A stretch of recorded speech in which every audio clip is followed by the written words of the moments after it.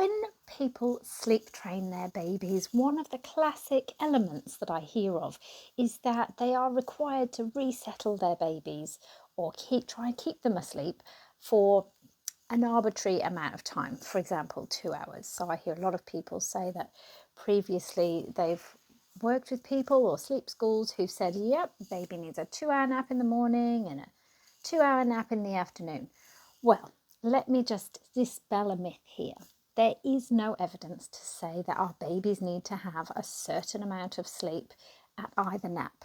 What we do know is how much sleep they will get on average across 24 hours based on findings from many countries and many babies.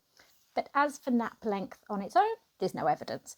So often the way that my approach differs to others is to acknowledge that, okay, maybe your baby's had enough sleep. If they look tired, by all means resettle them. But if they're lying in the cot or on the bed grinning at you and they're ready to get up, that's also fine. Now, unfortunately, when people come to me after weeks or even months of spending time in a dark room, patting and shushing and trying to resettle their baby, they're frazzled, they're anxious, they're feeling like they're failing because they haven't hit the magical 2 hour goal yet. So it's quite a relief to know that they don't have to. And when we relieve families of this pressure, everybody relaxes. Sleep doesn't have to be such a battle. Babies relax, parents relax, and so everything just runs a little bit more smoothly. So when I've explained this to families, they often say to me, but how do we get them to sleep enough in the day? And the simple answer is, if they just have short naps, they need more naps. If they do a longer nap, then they might not need so many naps.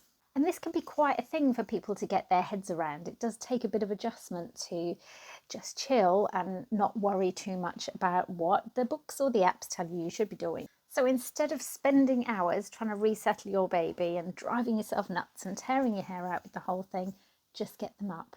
Just get on with your day. Enjoy life. If they're tired, they will sleep later and nothing bad is going to happen. And you never know, it might all just feel a little bit easier when you stop telling yourself what you should be doing and what your baby should be doing.